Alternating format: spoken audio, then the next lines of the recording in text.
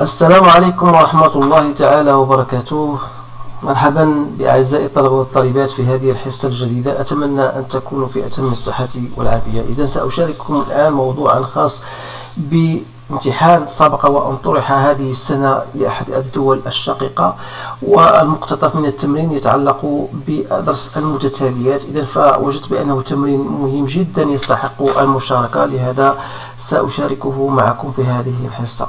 إذا على بركة الله، الموضوع هو الآن أمامكم، يمكنكم أخذ الوقت الكافي لقراءته والتمعن في أسئلة ديالو ثم الإجابة عنه كذلك. إذا فاللغة الموضوع باللغة الفرنسية، وهذا لا يعني أن صعب، فالكل يمكنه أن يشارك وأن يستفيد من هذا التمرين، سواء بالنسبة للطلبة اللي دايرين بيوف أو بالنسبة للطلبة اللي دايرين بكالوريا عادي. إذا donc voilà une suite défini par U0 égale à 0, et quel que soit n appartenant à n, vous avez un plus 1 égale à un plus l'exponentielle de moins n. Alors, pour une semaine, je vais l'écrire. Donc, un plus 1 est égal à un plus l'exponentielle de moins n. Alors, premièrement, calculer U1, U2 et U3. Pour tout n, on note Vn égale à un plus 1 moins un. Alors, et Sn, c'est V0 jusqu'au Vn moins 1. Donc, voilà Sn. Alors, premièrement, montre que Vn est une suite géométrique, préciser sa raison et son premier terme, exprimer Vn en fonction de n, montrer que Sn égale à un, on déduire l'expression du n en fonction de n et calculer sa limite. Donc voilà les questions. Donc on a, je pense, 4 ou bien 6 questions. Donc voilà, on va répondre à chaque question. Alors, premièrement, pour la première question, on a U0 égale à 0. On vous donne un plus 1 égale à un plus l'exponentielle de moins n. Donc la première des choses, c'est calculer U1. Alors pour calculer 1, il suffit de donner à n la valeur 0. C'est-à-dire c'est I0 plus l'exponentielle de moins 0. Comme I0 est égal à 0, donc il reste 1. Donc c'est bien égal à 1. Alors U2, il suffit de donner à n la valeur 1. Donc voilà. C'est-à-dire 1 plus 1 sur E. Et U3, donc c'est U2 plus l'exponentielle de moins 2, comme U2 égale à 1 plus 1 sur E, donc plus 1 sur E. Donc voilà les trois premiers termes. Alors pour la question 2, donc on vous donne Vn égale à Un plus 1 moins Un.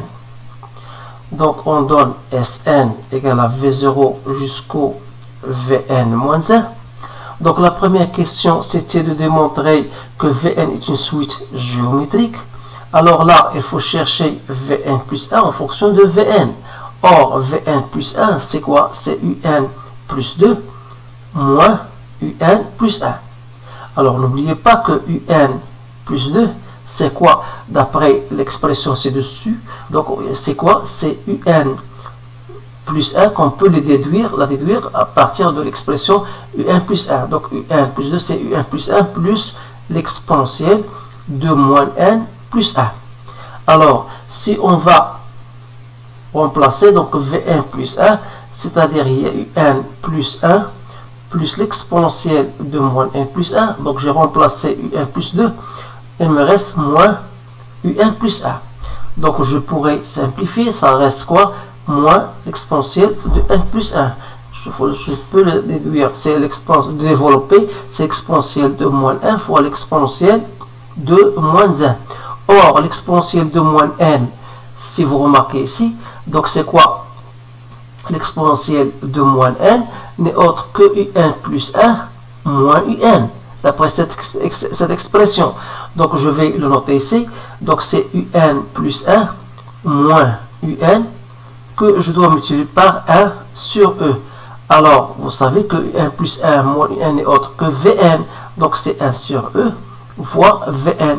Donc, on a bien montré que la suite Vn est une suite géométrique de raison Q égale à 1 sur E ou bien je peux noter 1 sur, ou bien E à moins 1.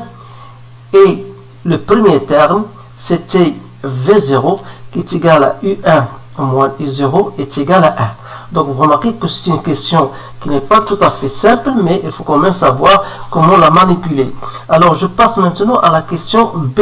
Donc on va déduire bien sûr Vn en fonction de n. Je sais que Vn, je peux l'écrire comme étant V0 Q à la puissance n. Sachant que V0 est égal à 1, donc il reste 1 sur E à la puissance n, ou bien moins E moins n. Alors, maintenant on va passer à la question C. On vous demande de montrer que quel que soit n appartenant à n, vous avez Sn égale à Un. Alors pour montrer cela, j'ai essayé de la faire autrement, d'une façon plus simple. Donc si j'essaie de calculer, parce que Sn n'est autre que V0, n'oubliez pas que Sn égale à V0 jusqu'au Vn moins 1.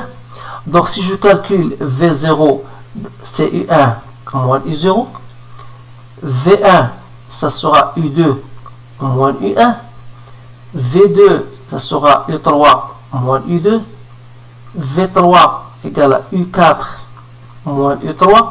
Donc si je continue comme ça jusqu'au Vn moins 2, ça sera Un moins 1 moins Un moins 2, et Vn moins 1, ça sera égal à Un moins moins 1.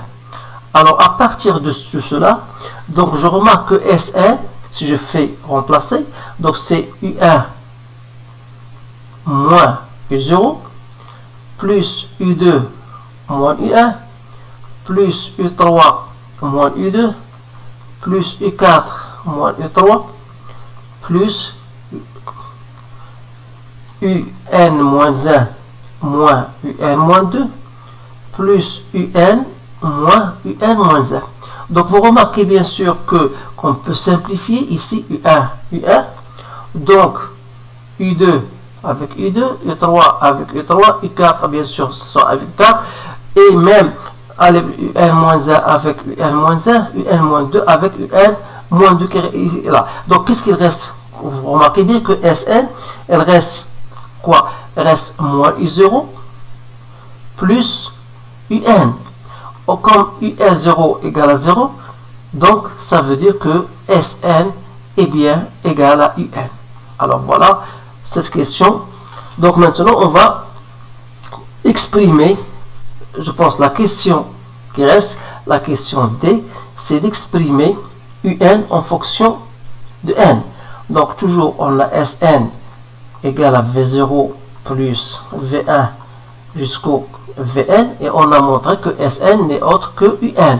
Alors n'oubliez pas, comme V0 plus V1 plus jusqu'au Vn moins 1, c'est une suite géométrique que je peux la calculer de la manière suivante. Vous connaissez la formule.